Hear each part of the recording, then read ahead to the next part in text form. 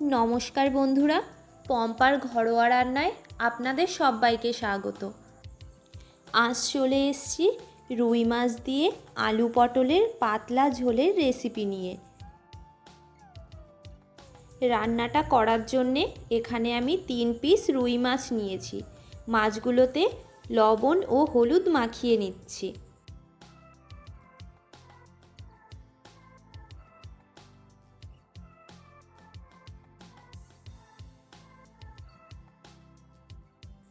এবার একটা কড়াই গরম করে কড়াইতে দিয়ে দিচ্ছি সরষের তেল।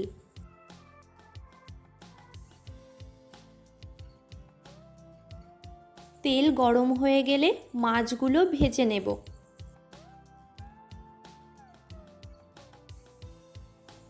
মাছগুলো এক সাইড ভাজা হয়ে গেছে, অন্য সাইডটাও লাল লাল করে ভেজে তুলে নিচ্ছি।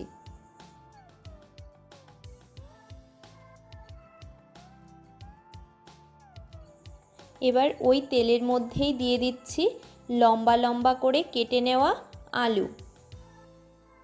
আলুগুলো খুব ভালো করে ভেজে নেব।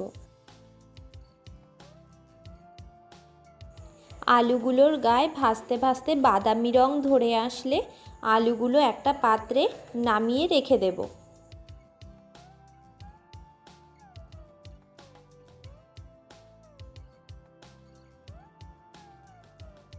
আবারও ওই তেলের মধ্যেই দিয়ে দেব ডুমু ডুমু করে কেটে রাখা পটল।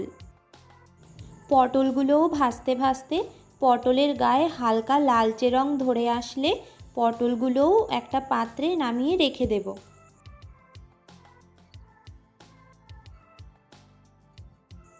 ওই কড়াইয়ের মধ্যেই দিয়ে দেব আরও 1 চামচ সরষের তেল।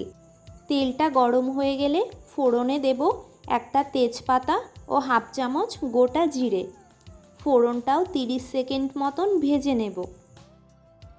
ভাজা হয়ে গেলে ওর মধ্যে দিয়ে দেব একটা মিডিয়াম সাইজের কুচানো পেঁয়াজ।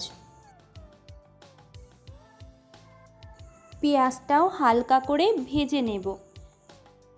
পেঁয়াজটায় হালকা বাদামি রং ধরে আসলে এর মধ্যে দিয়ে দেব 1/2 চামচ আদা বাটা।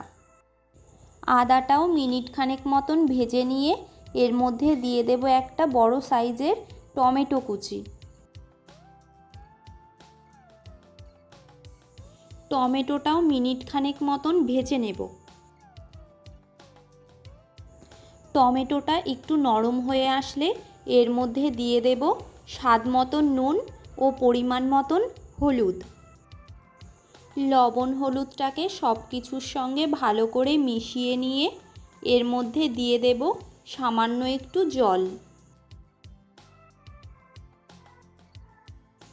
মশলাটাকে মিনিট খানেক মতন কষিয়ে নিয়ে এর মধ্যে দিয়ে দেব আগে থেকে ভেজে রাখা আলু ও পটল।